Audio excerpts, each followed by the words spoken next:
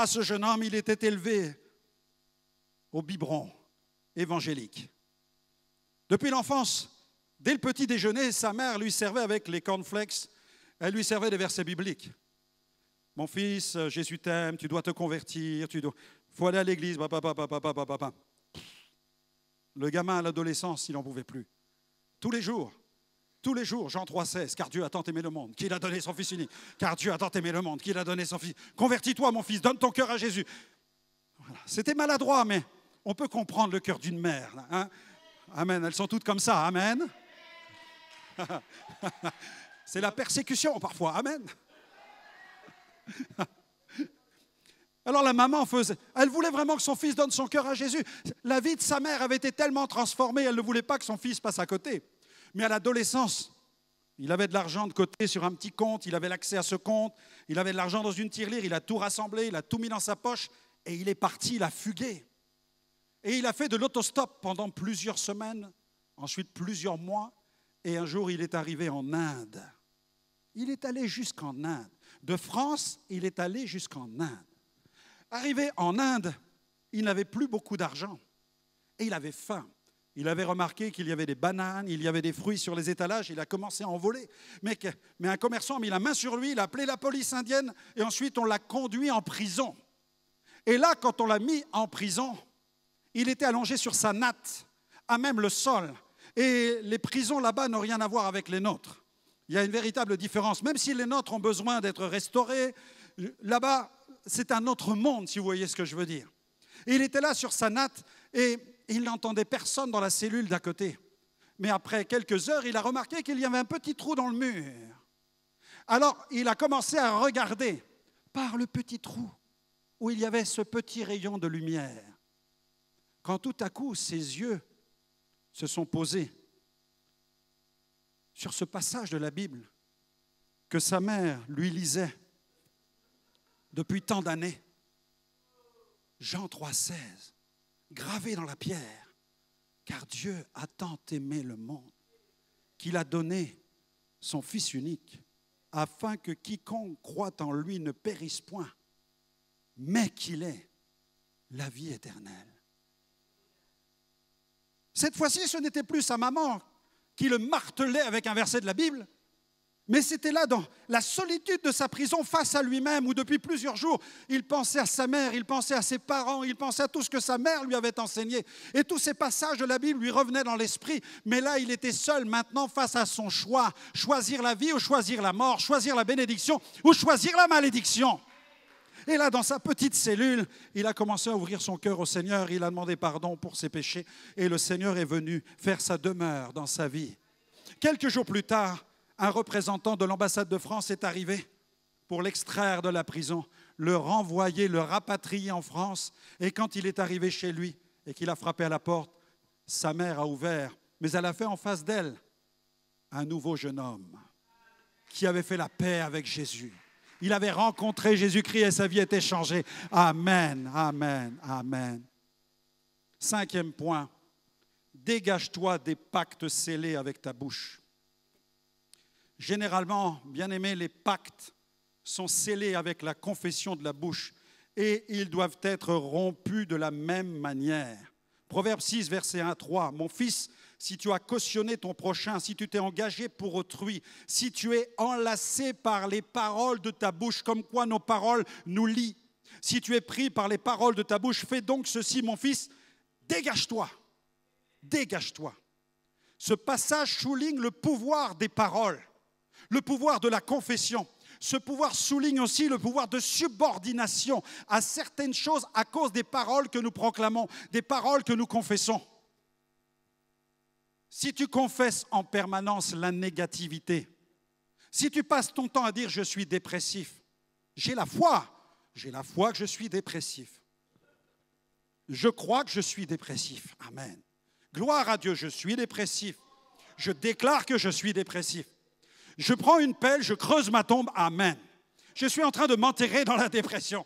Et c'est ce que bien des gens font. Ils confessent qu'ils sont dépressifs et ils confessent qu'ils n'échappent pas à ce mécanisme. Il faut mettre un terme à cette chaîne de transmission. Il faut la briser par la confession en disant non, je refuse maintenant la dépression. Je refuse de m'enterrer par la dépression. Je déclare que Dieu est la vie. Je déclare que Jésus est le prince de vie. Je déclare que je vais vivre. Je déclare que la dépression n'a plus de place chez moi. Je déclare que la vie de Dieu habite en moi. Tu dois prendre position et te dégager rapidement. Dégage-toi de ce cercle, de ce cycle infernal. Jésus a dit ceci, et c'est pourquoi nos paroles sont importantes. Dans Matthieu 18, 18 à 19, regardez, Jésus dit, « Ce que vous lirez sur la terre sera lié dans le ciel. » Avec quoi tu le lis? Par ta bouche. Pas par la pensée, par la bouche. Par ce qui vient de ton cœur et qui passe par ta bouche. Amen. Gloire à Dieu. Ce que vous lirez sur la terre sera lié dans le ciel. Tout ce que vous délirez sur la terre sera délié dans le ciel. Je vous dis encore que si 2 d'entre vous s'accordent sur la terre pour demander quelque chose, elle leur sera accordée par mon Père qui est dans les cieux. Amen. Elle leur sera accordée. Le mot grec pour lier signifie attacher, rendre captif, ce que vous lirez, ce que vous allez capturer, ce que vous allez attacher. Il y a des choses dans ta vie que tu dois capturer, que tu dois attacher, que tu dois lier, emprisonner. Tu ne dois plus vivre sous le règne de ces choses. Tu dois échapper à ces choses-là pour vivre dans la véritable délivrance. Amen. Matthieu 18, 20, toujours dans le même chapitre de Matthieu. Pourquoi? Car là où 2 ou 3 sont assemblés en mon nom, je suis au milieu d'eux. Ce que vous lirez sur la terre sera lié dans le ciel. Ce que vous délirez sera délié. Car là où 2 ou 3, c'est au pluriel. Ce qui veut dire que nous avons besoin de la prière de l'Église. Nous avons besoin de la prière des saints. Amen. La Bible dit, si vous vous accordez, le mot grec symphoneo, c'est le mot qui a donné en français symphonie. Si vous vous accordez, si vous êtes comme dans une symphonie, dans la prière, le son de vos prières va résonner jusqu'au ciel et Dieu entend juste. Dieu entend bien et il va intervenir. Ce qui est différent de la cacophonie. Parfois, les gens prient ensemble, mais sont dans la cacophonie. Pourquoi? Parce qu'ils ne s'accordent pas dans la prière. Chacun prie à sa manière pour son propre sujet, mais ils ne sont pas ensemble pour triompher. C'est pourquoi Jésus dit, depuis combien de temps est-ce que cela lui arrive? Depuis son enfance. Là, il y a eu symphonie. Et lorsque Jésus a proclamé la parole, il y a eu délivrance. Amen. Là, il faut qu'il y ait transparence. Il faut qu'il y ait lumière. Il faut qu'il y ait confession. Et que nous soyons plusieurs à prier. Au minimum 2. Au minimum 2. Là où 2 ou 3 sont assemblés en mon nom, je suis au milieu d'eux. Amen. Amen. Il y a quelqu'un dans la salle? Amen. Il y a quelqu'un du côté gauche? Il y en a du côté droit? Amen. Amen. Avec une église comme ça, le pasteur ne peut pas s'endormir. Amen. Gloire à Dieu. Ils mettent du bois dans la cheminée, ça chauffe, ça chauffe. Amen. Gloire à Dieu. La Bible souligne l'importance des témoins. Deutéronome 19, 15. Un seul témoin ne suffira pas contre un homme pour constater une faute, une iniquité ou un péché quelconque. Le fait ne pourra s'établir que sur la déclaration de 2 ou de 3 témoins. Si vous liez quelque chose sur la terre, si 2 ou 3 s'assemblent en mon nom, c'est le témoignage.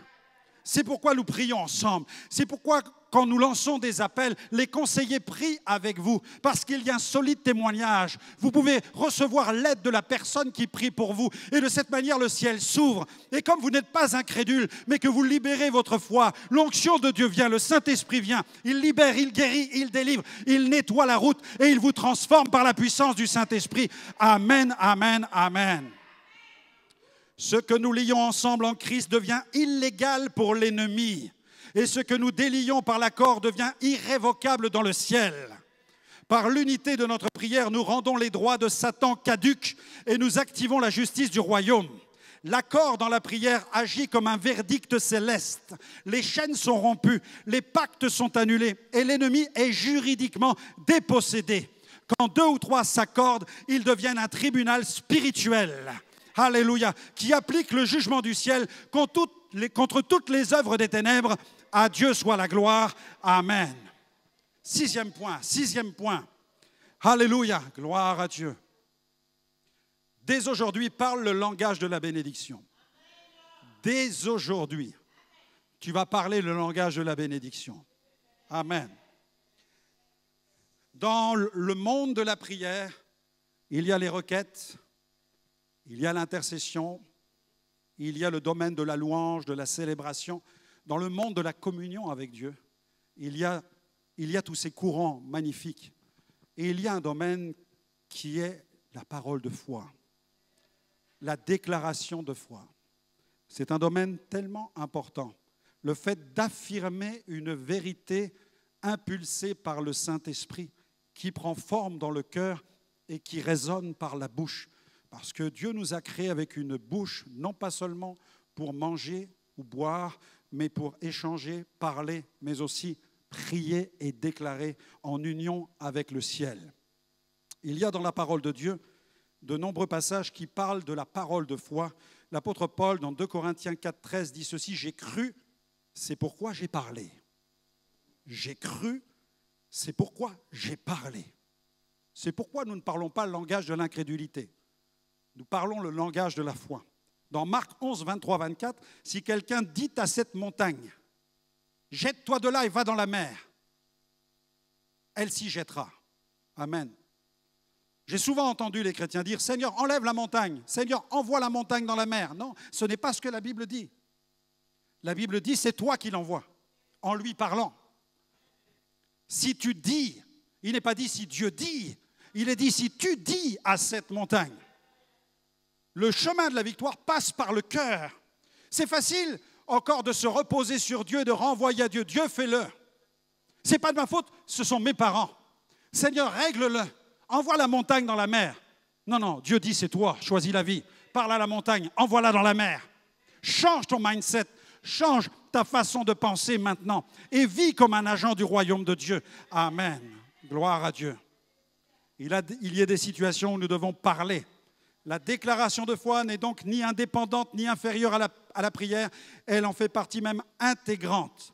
Et la clé de la bénédiction se trouve dans notre cœur et notre confession de foi. Exemple. Pierre se rend au temple. Il aperçoit un infirme qui fait la mendicité. Il demande des pièces d'or et d'argent. Pierre s'arrête. Et Pierre va lui parler. Il va lui dire, je n'ai ni argent ni or, mais ce que j'ai, je te le donne. Au nom de Jésus-Christ de Nazareth, lève-toi et marche. Le prenant par la main, il le fit mettre debout. Amen. Là, vous avez une prédication en 10 points. D'accord? Rien que sur un verset comme ça. Je n'ai ni argent ni or, mais ce que j'ai, je te le donne au nom de Jésus-Christ de Nazareth. Lève-toi et marche, le prenant par la main, il le fit mettre debout. Amen. Il a parlé. Je n'ai ni argent ni or, mais ce que j'ai. T'as quoi? Dis à ton voisin, t'as quoi?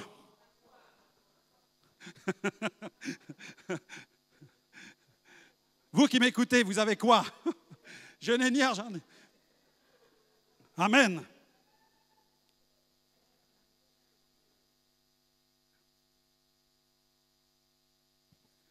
Ce passage en tant que prédicateur m'a souvent interpellé. Ce que j'ai, je te le donne. Et quand j'ai lu ça, il y a de nombreuses années, quand je me suis converti, j'ai dit, mais qu'est-ce qu'il a? Et qu'est-ce qu'il lui a donné? Waouh! Amen, amen. Que possédait Pierre que cet homme n'avait pas? Ce que j'ai, je te le donne. Qu'est-ce qu'il possédait? Tout d'abord, Pierre possédait l'onction. Il venait de vivre la Pentecôte. Il était rempli du Saint-Esprit. Amen. Pierre ne possédait pas seulement l'onction, parce qu'on peut tout à fait prendre ce passage et enseigner sur la pneumatologie, la théologie du Saint-Esprit et des miracles, et dire il y avait l'onction, il exerçait le don d'opérer des miracles. Amen. 100% d'accord avec cela. Mais il possédait autre chose. Le vécu avec Jésus. Mes amis, il venait de passer 3 années d'école biblique intensive, 24 heures sur 24, de dynamique opérationnelle, où il voyait tous les jours Jésus dire « Lève-toi et marche, lève-toi et marche, lève-toi et marche ». Aveugle, recouvre la vue, au nom de Jésus, alléluia. Il a vu la puissance du Christ. Jésus qui accomplissait les miracles. Je suis Jésus, sois guéri. Je suis Jésus, sois guéri. Maintenant, il a dit, faites-le en mon nom. Amen. Alléluia. Gloire à Dieu. Le vécu, le vécu, le vécu. Amen. Mes amis, rien ne peut remplacer le vécu d'une vie chrétienne avec Jésus. Amen. Plus tu vis avec lui, plus tu prends de la stature avec le Seigneur. Amen. Peut-être n'as-tu pas vécu, et je crois que tu n'as pas vécu avec Jésus, il est venu il y a 2000 ans, mais ne pense pas que tu ne vis pas avec lui, parce que tu vis avec le Saint-Esprit. Jésus a dit, c'est un autre moi-même, le Paraklétos, un autre de la même nature que moi. Ce qui veut dire que nous ne pouvons pas trouver d'excuses, encore une fois, en tant qu'Église de Jésus-Christ, en disant, mais oui, mais si Jésus était là ce matin, dans la réunion, Jésus se lèverait et on le suivrait tous et on dirait, gloire à ton nom, Seigneur Jésus. Et Dieu dirait, au nom de Jésus, il dirait, et Jésus, non, parle-leur, parle-leur. Et Jésus dirait, vous allez arrêter d'attendre, guérissez-les, chassez les démons. Faites des miracles, ressuscitez les morts. Allez-y, par ma puissance. Alléluia. Amen. Alléluia. J'aime le bruit dans cette église. Amen. Amen. Ça prouve que quelqu'un écoute. Amen. J'ai connu trop d'églises où il n'y a pas de bruit. Amen. Merci Seigneur. Alléluia. Gloire à Dieu. Pierre possédait son vécu avec Jésus. Pierre possédait la conscience de son identité royale. Il est héritier de Christ. Il savait qu'il était un héritier de Dieu et il savait qu'il était un envoyé en tant qu'apôtre, en tant qu'ambassadeur du royaume de Dieu. Voilà pourquoi il possédait ce que j'ai, je te le donne. J'ai un mandat, celui de guérir. Et par ce mandat, je te guéris, je te guéris. Pierre disposait des richesses. Je n'ai ni argent ni or, mais j'ai un compte qui est ouvert dans le ciel, où là, je peux aller puiser les richesses infinies de Dieu. Et je suis en train de te les donner au nom du Seigneur Jésus, qui a fait de moi un fils de roi. Amen, amen. Gloire à Dieu. Amen. Allez vous servir, c'est plein. Réalisez que le compte est ouvert. Il disposait des richesses. Il disposait aussi de la compassion divine. Parce que même si tu disposes des richesses, même si tu as des dons spirituels, même si tu as une histoire chrétienne et que tu passes devant un infirme, tu peux aussi le mépriser. Il te réclame de l'argent et de l'or. Et tu sais que tu pourrais faire quelque chose, mais tu peux continuer à marcher en l'ignorant. Mais il avait la compassion. Bien aimé, la compassion. Et Pierre avait la compassion. Et la compassion, c'est descendre dans la souffrance des autres. Il disposait de la compassion. Gloire à Dieu. Il possédait la directive du Saint-Esprit. Il a eu la révélation. Parce que Jésus était passé devant lui, Jésus ne l'avait pas guéri. Parce que ça n'était pas le moment. Il y a le timing de Dieu dans l'opération, dans la dynamique opérationnelle. Jésus n'a pas guéri tous les malades. Et Jésus était passé de toute évidence par ce chemin pour aller au temple. Et cet homme mendiait certainement depuis très longtemps. Mais Jésus ne s'était pas arrêté parce que quelqu'un d'autre devait le faire plus tard. Il y a des choses que Dieu ne fera pas avec toi parce qu'il veut le faire avec d'autres. Amen. Il y a des œuvres qui sont préparées d'avance pour les uns et pour les autres. Amen. Pierre possédait aussi la parole de foi, puisqu'il avait dans son cœur cette parole, je n'ai ni argent ni or, mais ce que j'ai, je te le donne. Et il a envoyé cette parole.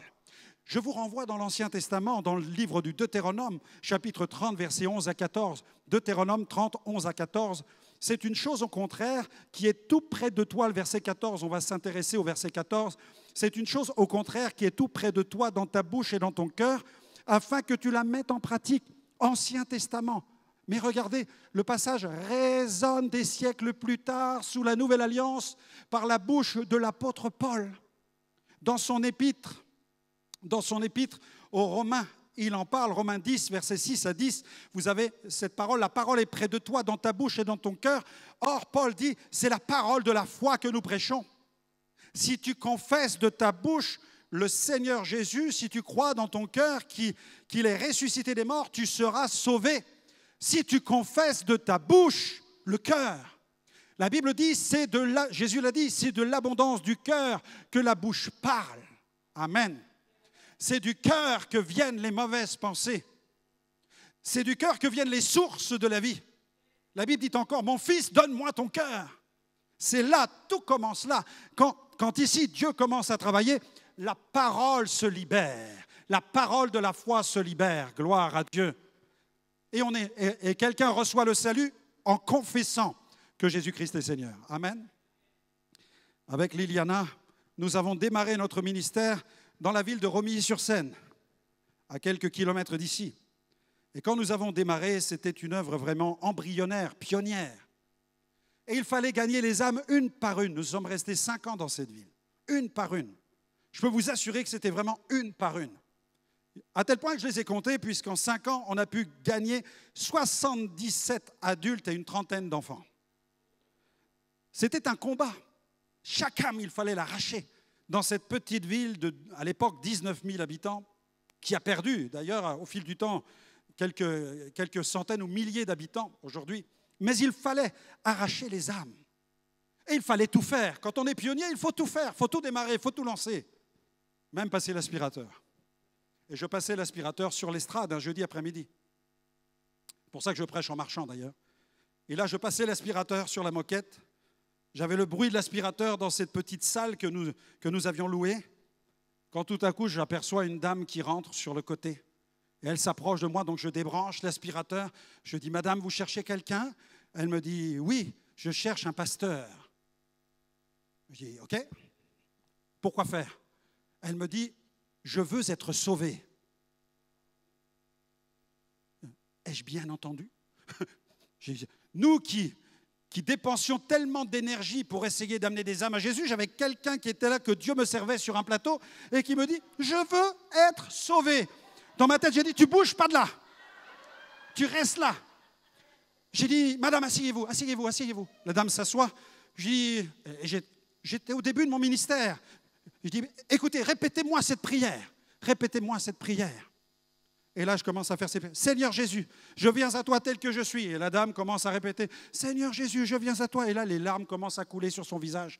Je continue, je suis pécheur. J'ai péché contre toi, mais je crois que tu es mort pour moi, que tu as versé ton sang pour me sauver. Et elle répète chacun de mes mots jusqu'à la fin. Et à la fin, l'onction de Dieu était présente dans cette église. Nous n'étions là qu'à 2, la porte ouverte sur la rue. Cette dame qui venait de faire la paix avec Dieu, qui s'était convertie radicalement. Des années plus tard, nous l'avons même embauchée comme secrétaire à plein temps. Elle a servi dans notre ministère de longues années. Mais j'étais le témoin de sa conversion instantanée et radicale d'une âme qui a été préparée par le Saint-Esprit et qui voulait être sauvée. Amen. Elle avait la réponse dans son cœur et dans sa bouche. Et ce matin, quelqu'un peut faire ce pas de foi. J'aimerais vous inviter à répéter cette prière. Amen. Qui voudrait répéter cette prière ce matin? Tu lèves simplement ta main à ta place. Amen. Amen. J'invite tous ceux qui veulent donner leur cœur à Jésus maintenant à le faire. Levez-vous à votre place. Amen. Là où vous êtes, vous allez faire la paix avec Dieu. Est-ce que c'est dans votre cœur, Jésus? Répondez-moi simplement. Est-ce que Jésus est dans votre cœur? Est-ce que vous lui avez ouvert la porte de votre cœur? Eh bien, vous allez découvrir la puissance de la parole de la foi. Parce que vous devez confesser de votre bouche. Vous choisissez votre bénédiction en confessant de la bouche, en changeant, en décidant du langage de votre bénédiction. À Dieu soit la gloire. Alléluia. Gloire à Dieu. Répète après moi. Seigneur Jésus, je viens à toi tel que je suis. Je suis pécheur. J'ai péché contre toi. Mais je crois que tu es mort pour moi. Tu as versé ton sang pour me sauver. Et tu es ressuscité pour me donner la vie. Aujourd'hui, amen, vous êtes là avec moi? Aujourd'hui, répète bien, aujourd'hui, je t'accepte comme mon sauveur et mon Seigneur. Pardonne mes péchés, purifie-moi et fais de moi un enfant de Dieu. Je te donne ma vie, je m'engage à te suivre tous les jours de ma vie. Amen, amen et amen. Et on va terminer par ce 7e point. Maintenant, tu as fait un choix, tu as changé le royaume. Ne doute pas. Tu vas dire, non, j'ai répété quelque chose. Non, non, non. Peut-être que tu as répété seulement quelque chose et tu rentreras chez toi et tu passeras toute ta vie à dire, j'ai répété quelque chose. Si tu l'as fait simplement par répétition. Mais si tu l'as fait avec ton cœur, tu as changé de royaume, c'est différent. Amen. Dis non à la désobéissance et brise dès maintenant le cycle de la malédiction. Deutéronome 28, 15. Mais si tu n'obéis pas, voici toutes les malédictions qui viendront sur toi et qui seront ton partage. C'est pourquoi dis non à la malédiction. Brise le cycle de la malédiction. Derek Prince a déclaré, le péché non confessé est une invitation directe à la malédiction. Mais là, il a été confessé, ton péché. Tu l'as lâché au Seigneur et il t'a pardonné. Dis oui à l'obéissance et enclenche le dessein de la bénédiction de Dieu maintenant. Deutéronome 28, verset 1-2, si tu obéis à la voix de l'Éternel ton Dieu en observant et en mettant en pratique tous ses commandements, voici toutes les bénédictions qui se répandront sur toi. Parce que tu as choisi d'obéir. Tu as changé de lignée. Tu étais dans une lignée abandonnée et livrée au péché. Maintenant, tu es dans une lignée qui est bénie, qui est arrosée de la bénédiction de Dieu. La croix a tout changé. Christ a porté la malédiction pour te transmettre la bénédiction. Ézéchiel 18, 20, le Fils ne portera pas l'iniquité de son Père et la justice du juste sera sur lui. Maintenant, la justice de Dieu est sur toi. Ce n'est plus la malédiction. Tu n'as plus le droit de dire « c'est de la faute à mon père ». C'est de la faute à mes grands-parents, c'est de la faute à mes ancêtres, c'est de la faute au monde entier, c'est de la faute à la vie. Non, maintenant la justice de Dieu, elle est sur toi. Tu as choisi la bénédiction et tu vas bâtir maintenant avec ton Dieu. Tout ADN de malédiction est effacé par le sang de Jésus. Déclare-le de ta bouche. Tout ADN de malédiction est effacé par le sang de Jésus. Dieu fait miséricorde. Exode 20, verset 6. C'est lui qui fait miséricorde jusqu'à 1000 générations à ceux qui m'aiment et qui gardent mes commandements. Tu as changé maintenant de lignée. Tu es dans la lignée de la bénédiction. À Dieu soit la gloire. Joseph a été béni et la Bible dit qu'il était au service d'un homme et tout ce qui appartenait même à cet homme était béni à cause de Joseph. Ce qui veut dire que la bénédiction, elle est spirituelle et elle va t'accompagner. Ceux qui sont autour de toi vont être marqués par ta bénédiction. De la même manière que ceux qui fréquentent les sorciers sont marqués par la malédiction. Les sorciers, les voyants, les gourous amènent avec eux la malédiction. Alors que l'enfant de Dieu, qui est sous la justice de Dieu, il apporte avec lui, autour de lui, la bénédiction. Amen. Amen. Billy Sunday, l'évangéliste, a déclaré « Le plus grand héritage qu'un homme puisse laisser à ses enfants, c'est sa foi. » Voilà ce que tu vas laisser aussi à ta famille et à tes enfants. J'aimerais qu'on se lève tous ensemble.